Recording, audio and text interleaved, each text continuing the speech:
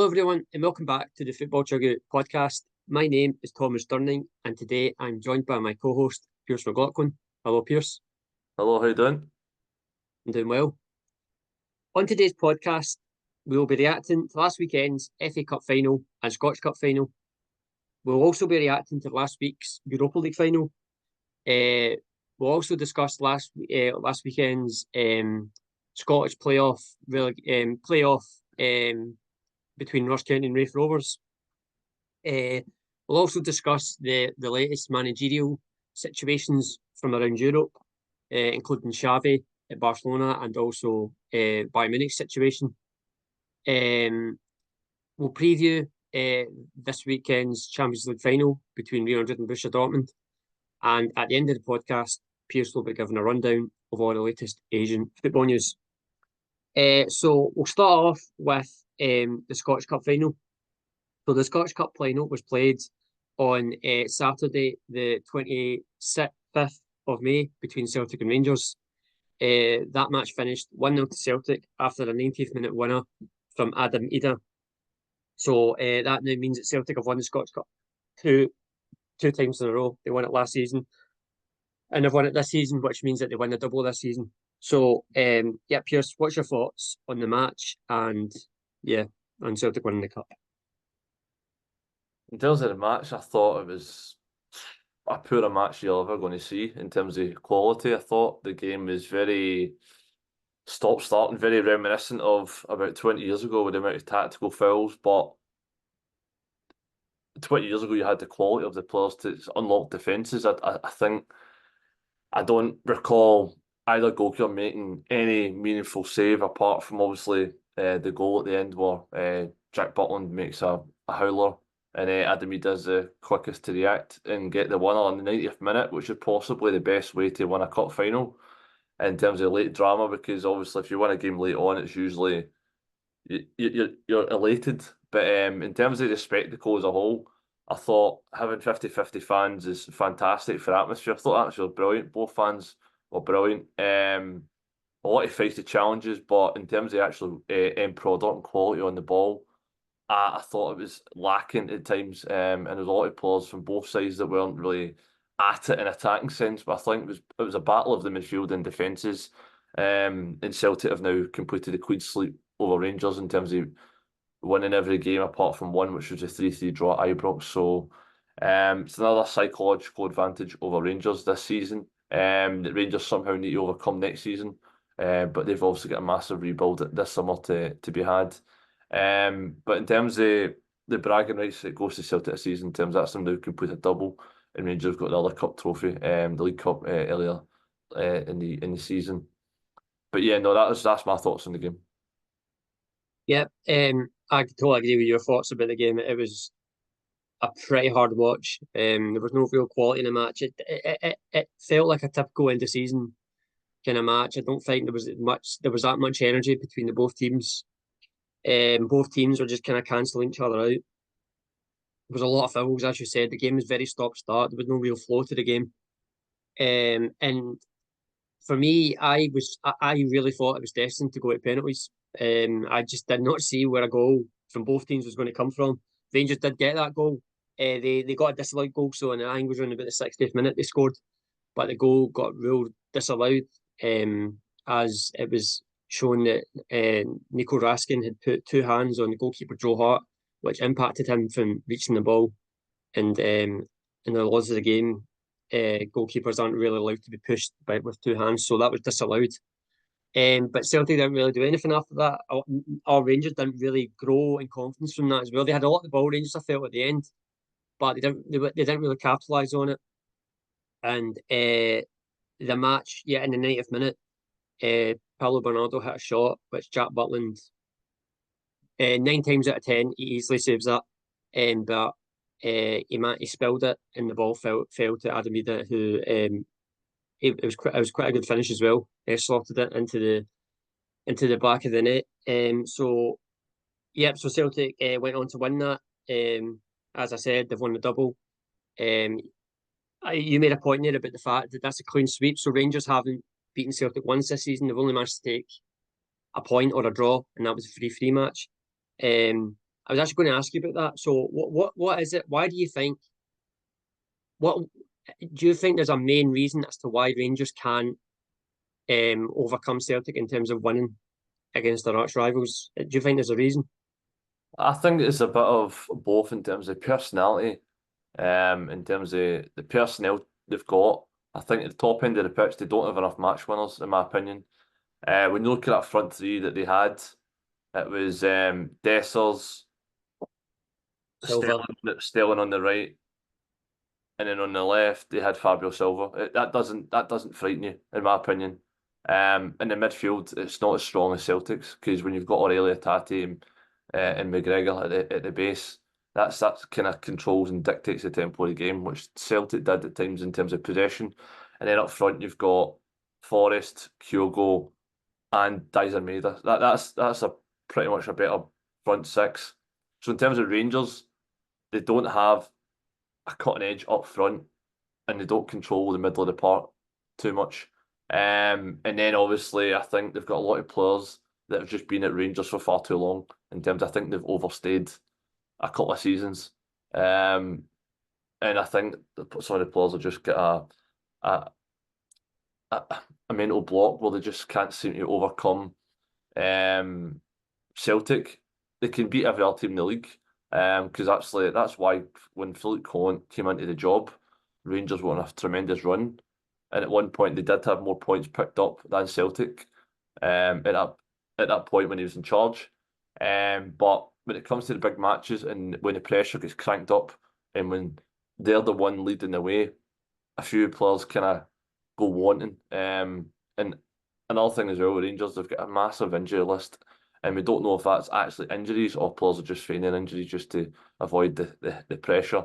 But no, I think it's a combination of a few things, but I think a lot of the players need to get moved out the door, and I think a new rebuild and a new kind of better quality of player has to happen in Rangers, because I think if they've got to compete with Celtic, which Celtic have now got a massive war chest in terms of Champions League money, on top of their already healthy financial position, so they're going to need a massive rebuild in terms of front to back, because if they want to compete with Celtic and obviously progress in Europe as well.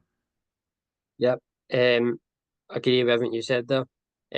For me, there's two words that stick out in my head when it comes to why Rangers can't beat Celtic, and it's quality and leadership. You said there about the front line. I think it's true. I don't think Rangers have the quality and going forward to score the important goals. I don't think they've got these players that can step up and win Rangers a game. We were just talking there about Dessers, Silva, Sterling. I mean, Sterling isn't really a right mid to start with. He's more known for being a right back, so he's not really an attacking player. Dessers, who's actually had quite a good season, scored a lot of goals, but he does miss a lot of chances. And Fabio Silva has been pretty inconsistent this season for Rangers in the 6 months he's been here. He shows flashes of good moments, but overall he doesn't really have that final bit where he can take the game by the scruff of the neck and win his team the match. And then I say about leadership as well, because Celtic didn't play well on Saturday at all. And I felt there was no real. I looked at Rangers team, and I didn't really see the players that would like step up and let their team know, like, listen, this game's here for us to win. Our team, our opposition isn't playing well here. This is our chance to go and win this cup. And I didn't really see that at all. They didn't really capitalise on it. Whereas Celtic, when it comes to leadership, they've got players like Joe Hart, the captain Callum McGregor, Carter Vickers. These three players that I've just mentioned, they've got that mentality where they can smell when there's a chance to win the match. And like they don't like these players don't panic as well. And I think Cam McGregor said after the game that he always felt that they were in control, even though they never played well. And and the fact that he's thinking that just shows his leadership qualities. He wasn't really panicking because he probably knew fine well that his team wasn't playing well, but the fact that they still had that control just kind of shows that they've got that experience, they've got that leadership in that team, and that's what I think Rangers lack as well.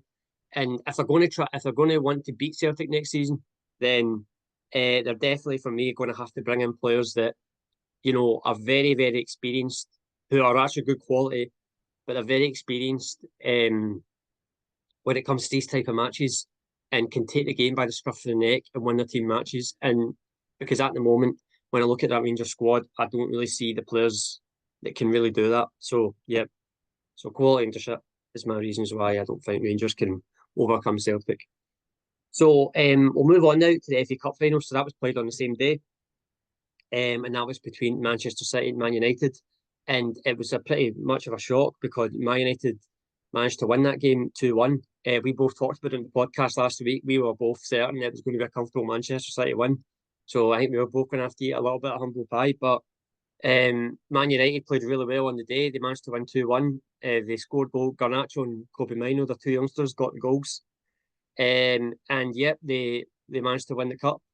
So Pearse, what's your thoughts? Pretty what you said, to be honest, mate. The fact is, I don't think anyone foreseen Manchester United winning that FA Cup final. I think everyone, when you look at the lineups as well, you expected Man City to win it comfortably, but a lot of their key players never turned up. And Man United managed to get a strong starting lineup. They get a few of the big hitters back in terms of Rafa Varane, Marcus Rashford, and a few others. Martinez. Martinez, that was the one. Martinez at the back. So when you have that kind of solid back line and then obviously pace up front, and then you've got youthfulness in midfield, you've always got a chance. And I thought Manchester United just wanted that a bit more. It's the performance that you can have in this Manchester United team. It's just about consistency. It's not happened this season. In some of the big games this season, they've actually performed really well. Well, the first goal itself, just a calamity of errors. But Gavardio and obviously simple tapping for Garnacho. But I think the second one was a really well worked goal, and that pass by Bruno Fernandes was exquisite. But just to even see that, because most people would, when you get in that position, you're going to shoot, but he just makes an extra pass and so deft touches. It reminds you a bit of like Paul Scholes, just that extra vision.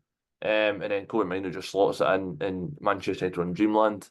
Manchester City managed to get a goal back later on, but Man United seen it out, and they get a trophy, and it maybe eases a bit of pressure on Ten Hag. But no, I don't think anyone ever foreseen, well, certainly not me anyway, a Manchester United FA Cup win, but pretty successful season now for Manchester United, considering how poor they've been all season. That means they now get into Europa League football through the FA Cup win, because they finished obviously in ninth position. Yeah, I think again, I agree with what you said there. I was very surprised. I never expected it at all. I thought it'd be a comfortable Man City win, and I think it's hard. I think it was hard to find evidence that how Man United could win this game, because they've had a very, very bad season. Whereas Man City have just last weekend, the last game, they just won the Premier League before this FA Cup final. So it was very hard to try and find a reason as to why Man United would win this match. But on the day, they were really good. They had a really good game plan. As you said, they had a lot of the big players back. I think the fact that they had Rafa Varane and Lisandro Martinez back as their centre backs was really important to them. Because we all know Man City's attack, the likes of Phil Foden and Erling Haaland, and that was what I was worried. That was what I was worried about for Man United, because recently they've played with Casemiro and Johnny Evans as centre backs, and I mean, the thought of them two going up against the players like Erling Haaland and Foden, I was really worried for Man United. But no, they got these players back. That helped them a lot. And yeah, they put in a really good performance. Pep Guardiola, he said after the match that he got the game plan wrong. It was his fault.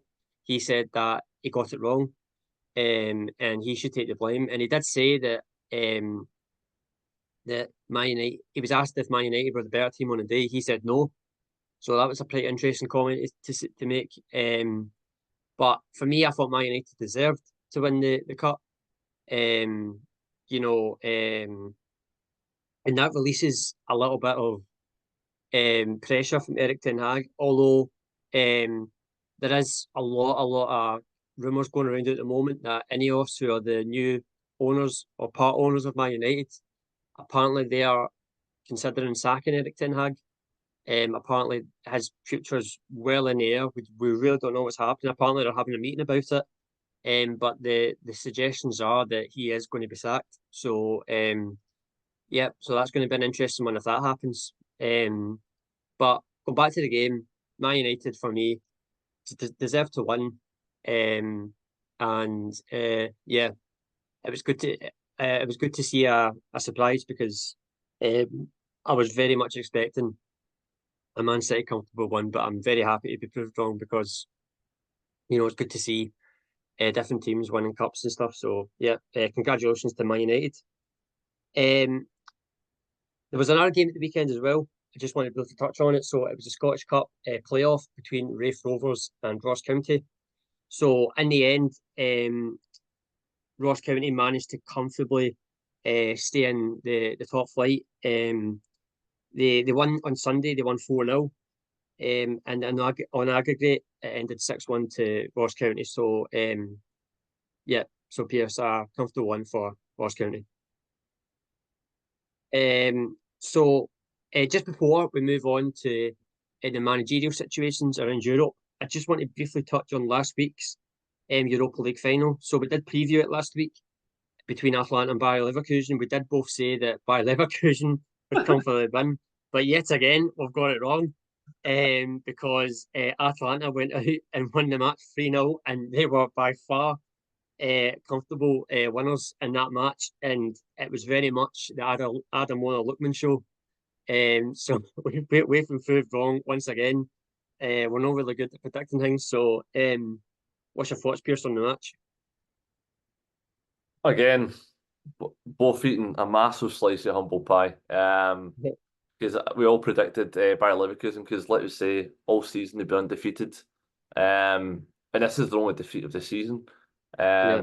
They went on and won the German Cup this last weekend as well. Yeah. So the fact is it's the only defeat this season, but like you say, Italian sides in Europe, I don't know what they seem to have, but I think they got their game plan spot on. They nullified the threat of Leverkusen, and whatever they tried, they just couldn't break down that defence. And then on the counter attack, Atalanta were superb, and some of the finishes for Adam Lookman were superb. Left foot, right foot, rifle into corners. And it's not too long ago, a couple of seasons he was playing for Fulham on loan. Yep. I remember he Panenka a penalty at West Ham in the 97th minute that cost his side a point.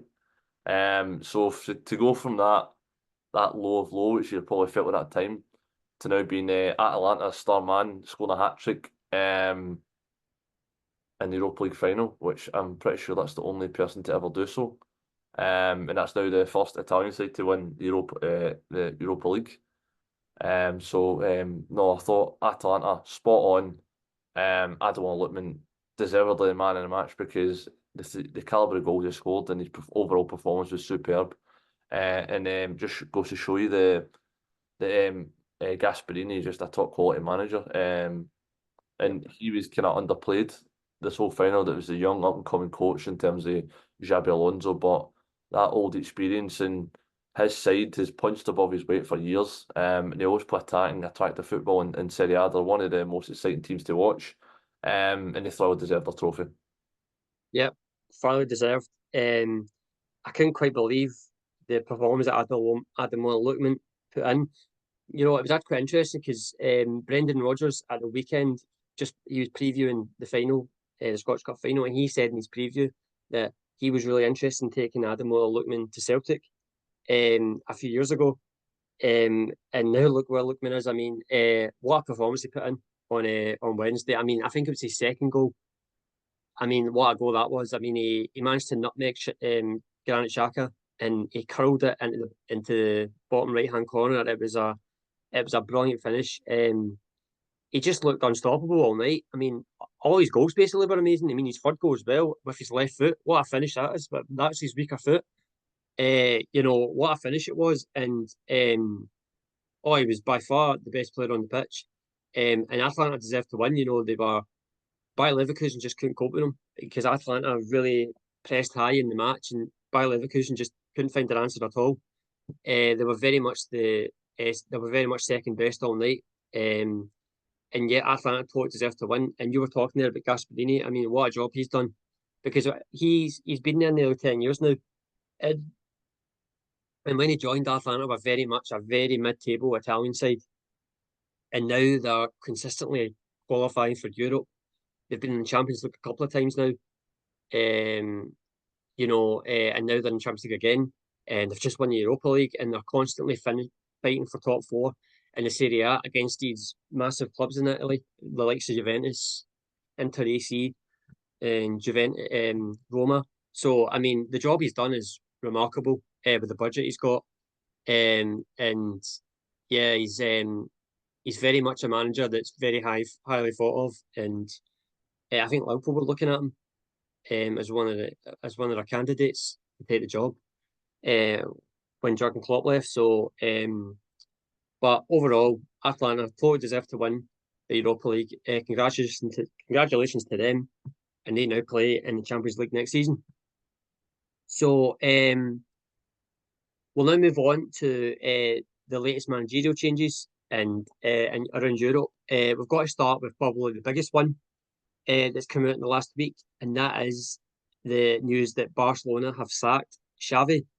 So on the 24th of May, it was announced by Barcelona that they did sack Xavi. So Xavi took charge of his last game on Sunday against Sevilla. So it was last week. Xavi was informed of the club's decision during a meeting with the club president, Joan Laporta, and sporting director Deco. And on that day, he got announced he was sacked. It was exactly a month before that he was convinced to stay, because we've got to remember that earlier on the season, Xavi announced that he was going to leave at the end of the season, but he got convinced to stay.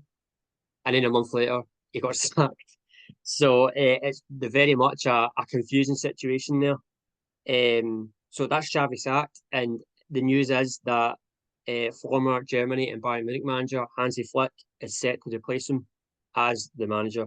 So, Pearse, where do you even start with this situation? Because it's something I don't think I've really seen before. It's just Barcelona as a whole. I think they disrespect the legends and Yeah. the legends far too much. Like, look at the way Busquets, Piqué, Jordi Alba were kicked out the door. Messi as well.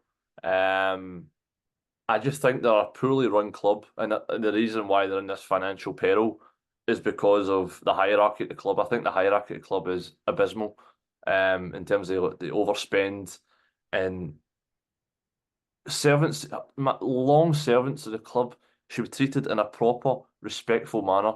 And I think Xavi is a legend of the club, and he's been a good manager. He's won them La Liga, he's won them in the Copa del Rey, and he's actually done a good season considering the amount of injuries and stuff like that. And he's got a very young squad, and he's not had a massive budget to play around with. He's only had like loan signings or like free transfers. So the fact is, the job he's managed to do to compete with Real Madrid and Atletico Madrid and Girona at the top of the table has been remarkable. Because you look at, you probably will say one of their standout players is probably a 17-year-old or 16-year-old Yamin Lamal. He's had to rely on him every week, and you've got Kubayasi at the back as well. So, and Fermin Lopez in the attack as well. So a lot of their players they're relying on is a lot of really academy players. They're basically forced to play the La Masia players now. And the fact is he's actually getting performing at a really high level. But for me, as obviously I'm not being biased here by being obviously I'm a Real Madrid fan, but in terms of someone like Xavi's a legend of the game. He's a good manager, and he will go to the top. And he's seen his mannerism after his final post-match game. He was like, no, it's a really difficult situation here. Whoever takes over is going to be really difficult.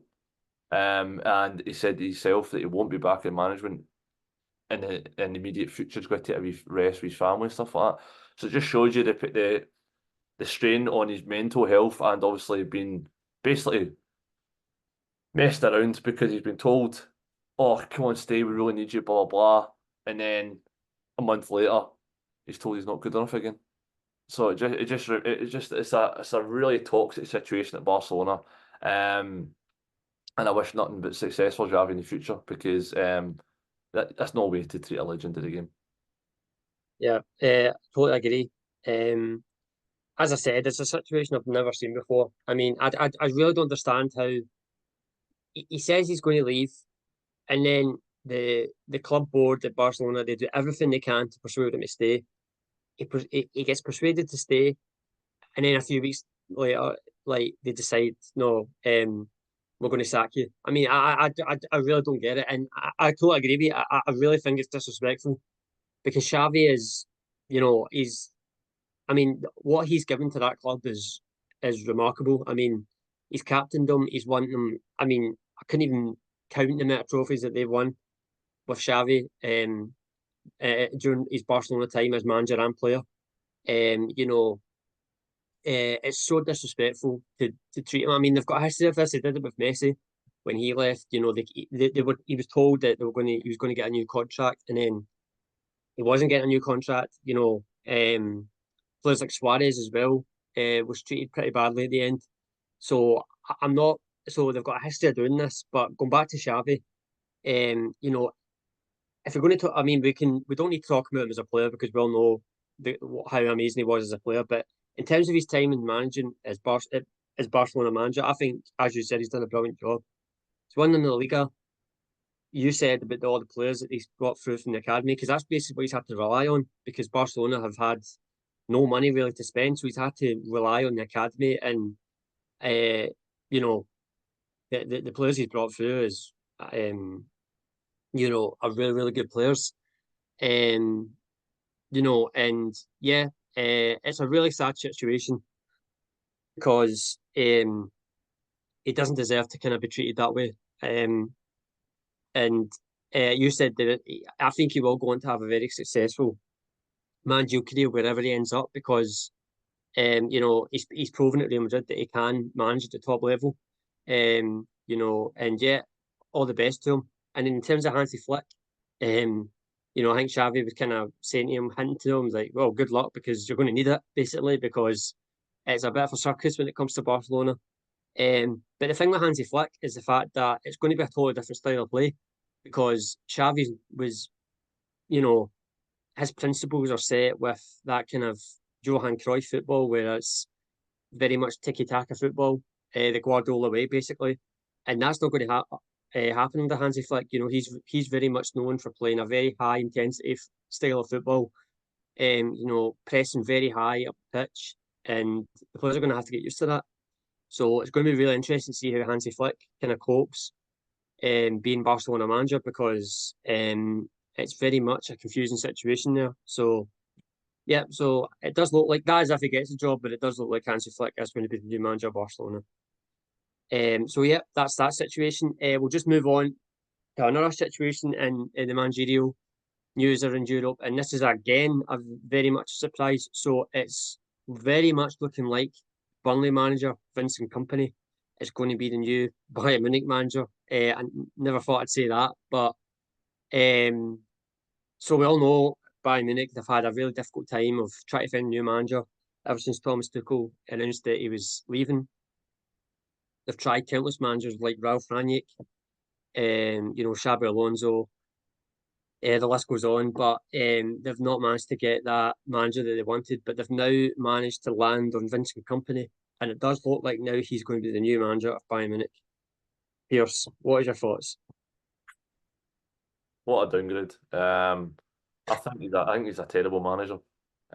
He's getting no managerial credit, in my opinion. To win the championship with Burnley is not really a massive feat.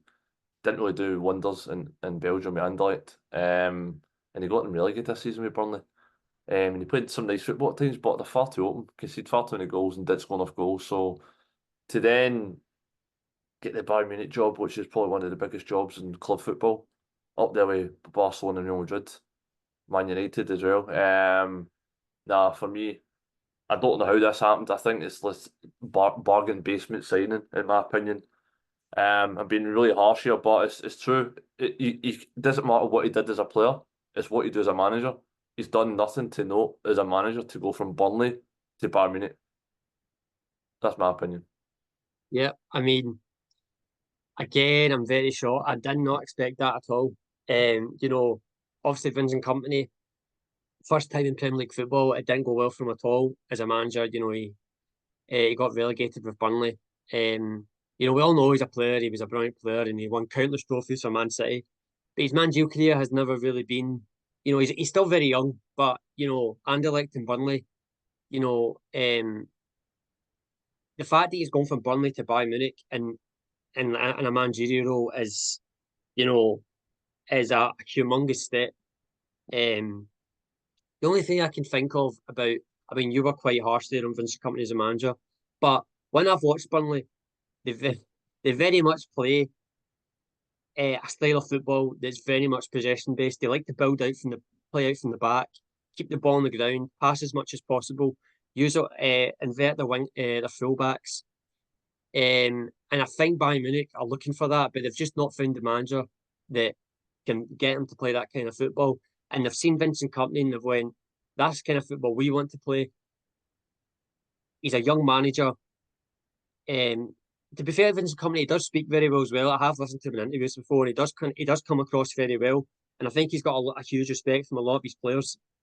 So I think Bayern Munich have just looked at that and thought, listen, he's not a first choice. He's probably not even a third choice. But listen, we're at a point now where we really need to get a manager. Vincent Kompany kind of ticks all the boxes that we're kind of looking for. We'll take a chance on him, but it is a humongous step for him because, we don't even need to discuss the level between Burnley and Bayern Munich in terms of the pressure. I mean, it's the thing I worry about Vincent Kompany is the fact that if Bayern Munich don't start well in the season, because we all know this season they had a terrible Bundesliga season, and if they don't start well in the league, he's going to be under huge pressure because the Bayern Munich fans are not used to losing, and I don't think they've got the patience at the moment because the last year or so has not really been good for them. So, yeah, Vincent Kompany. I mean, I'll be honest with you, he probably doesn't really believe it. I mean, he's probably as shocked as we are that he's somehow getting the Bayern Munich job, even though he's been relegated from the Premier League with Burnley. So, so I really cannot wait to see how that goes. If he ends up being the Bayern Munich manager next season, which is very much looking like that he is. So, yeah, managerial situations are getting crazier. God knows what we're going to be talking about in the podcast in terms of managerial situations next. But here you go. Maybe Don Cowie to Manchester United. You never know. Yeah, I know. Maybe. Dear, maybe Brendan Rodgers to Rangers. But we'll see. We'll see what happens. So we'll just briefly preview the Champions League final between Real Madrid and Borussia Dortmund. That's played on Saturday. Saturday, the 1st of July. Oh, sorry, the 1st of June. So Real Madrid versus Borussia Dortmund at Wembley Stadium. So Pearse, what's your thoughts on the match and who do you think is going to win? In terms of our predictions recently, they've not been great. Yeah, I know. So, but I'm obviously going to favour one side in terms of Real Madrid. I do think obviously that they've never lost a European final in their history, so the omens on them to back them, and obviously they've got serial winners, and obviously Toni Kroos's last ever match for Real Madrid before he retires after the Euros. I think I've got a better squad in my opinion, but you can never write off Dortmund. They deserve to be in the final. They've beaten some big teams along the way, defended manfully, and they've shown really good attacking play. They're very much a youthful side, both sides in terms of their attacking lineups. So for me, it's very even keel, but I'd probably edge towards Real Madrid, only just because of their history and what they are in this competition. They are the record holders for a reason. So I'm going to edge towards Real Madrid, but Dortmund can cause an upset, and obviously it would be fitting to see Marco Reus getting obviously a major trophy with Dortmund before he departs the club. But I'm going to predict a Real Madrid win. Yeah, in terms of my prediction and my preview, I think the match is very much I think Borussia Dortmund it'll be very much a defensive performance. They played like that against PSG and it worked really well for them. So I'm going to expect to see Real Madrid to have a lot of the ball. So that's what I think will happen. In terms of who I think we're going to win, I mean, my predictions have been terrible, just like yours. But I really cannot see how Real Madrid don't win because that when it comes to this competition, they just know how to win it. They've been here, they've done it. They've got experience in that team. They've got players in there that have won more than one Champions League. Whereas Borussia Dortmund don't really have that.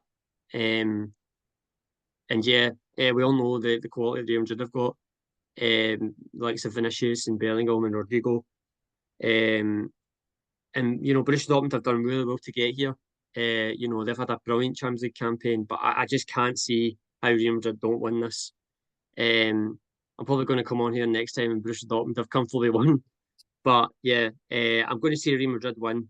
I won't say comfortably, but I do think they will win the match. And yeah, I think they will go on to win the Champions League trophy once again. So for the final part of the show, Pearse will now give his Asian football roundup.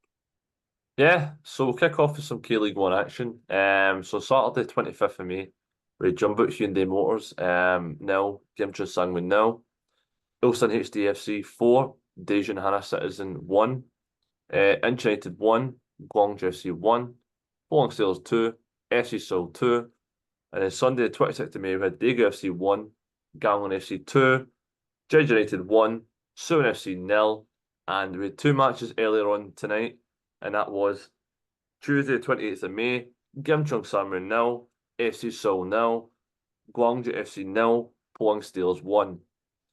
And we also have some matches tomorrow night, so Wednesday, 20th of May, and they're all set for 7:30 kickoffs. And that is Daejeon Hana Citizen versus Jeju United, Gangwon FC versus Jeonbuk Hyundai Motors, Incheon United versus Ulsan HDFC, and Suwon FC versus Daegu FC. So it's leaving the table looking like this. So top of the table, we have Pohang Steelers, 15 matches played, 29 points. And then second position, we have Ulsan HD on 27 points, having played a game less. And then third position, we have Gimcheon Sangwon also on 27 points, having played a game more with 15 matches played. So at the bottom of the table, we have Daejeon Hana Citizen, managerless Daejeon Hana Citizen on 11 points from 14 matches. And in 11th position, we have Daegu FC on 14 points. And in 10th position, we also have Jeonbuk on 14 points, also separated by only 2 goals. So in terms of J-League 1, so Saturday the 25th of May, we had Hokkaido Consadole Sapporo 0, Kashima Antlers 3, Jubilee 3, Shonan Bellmare 2, Albirex Niigata 1, Avispa Fukuoka 2, Kawasaki Frontale 1, Kashiwa Reysol 1, and then Sunday the 26th of May, we had Vissel Kobe 0, Tokyo Verde 1, Ceres Osaka 1, Sanfrecce Hiroshima 1, FC Tokyo 0, Gambo Osaka 1, Nagoya Grampus 1, Kyoto Sanga FC 1, Urawa Red Diamonds 1, FC Michiya Zelvia 2, and then we have a match tomorrow night, Wednesday 20th of May, and that's set for 7 p.m. kickoff, and that is Yokohama F. Marinos playing a catch-up game against Kashiwa Reysol. So it's leaving the table looking like this. At the top of the table, we have FC Michiya Zelvia, who are going from strength to strength, maintaining their position at the top of the table with 35 points from 16 matches. And then second position, we have Kashima Antlers on 32 points. And then third position, we have Vissel Kobe on 29 points. And then right behind them, we have Gambo Osaka in fourth position on 28 points. So at the bottom of the table, we have Kyoto Sanga FC, rooted to the foot of the table, minus 18 goal difference with 10 points. And then above them, we've got Hokkaido Consadole Sapporo, also minus 18 goal difference, but with a point more. And then 18th and 17th position joint, we have Shonan Bellmare and Sagan Tusu, both on 14 points, and they're separated by just the 2 goals. So in terms of other Asian football news, Gwangju FC will play their home games at the Gwangju World Cup Stadium in the 2024-25 AFC Champions League Elite campaign. So Suwon FC, Suwon Samsung Blue Wings manager Young Ki-Hun has resigned from his post and at the K2 league side. So the ACL ends in heartbreak for Yokohama F. Marinos as they crashed out 6-3 in aggregate to Al Ain, having a slender 2-1 lead. In the first leg, but it wasn't enough as they comfortably got beat 5-1 in the return leg in Al Ain. South Korea 2026 FIFA World Cup Asia second qualifying round match between Singapore and China. So they've released a 23-man squad for that, and that's so there'll be 3 goalkeepers: Song Bum Kun, Jo Hyun Woo, Hwang In Jae. So defenders we have Kwon Kyung Won, Lee Myung Jae, Ha Chang Rae, Kim Jung Soo, Cho Yu Min, Hwang Jae Won, Park Sung Wook, and Choi Jun. Sometimes midfielders with Park Young Woo, Won Sang, Jung Woo Young, Hwang Yi Chan, Bae Jun Ho, Lee Kang In, Hong Hyun Suk, Son Jin Min, Lee Jae Sung, Hwang Yin Bom, and then 2 forwards, and that's Oh Se-hun and Ju Min Kyu. So Kim Min Jae, Cho Gu Sung, Kim Sung Gyu, and So Young Wo have all been excluded due to recent injuries. Hwang In Jae, Park Sung Wook, Ha Chang Rae, Hwang Jae Won, Choi Jun, Bae Jun Ho, and Oh Se-hun have all been called up for the very first time to the South Korea national team. And Jung Woo Young has returned after about a year of being since his last call-up.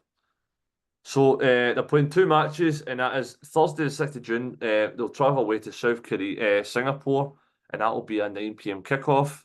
And then the second match will be played on Tuesday, the 11th of June, where they'll host China at the Seoul World Cup Stadium, and that is set for an 8 p.m. kickoff.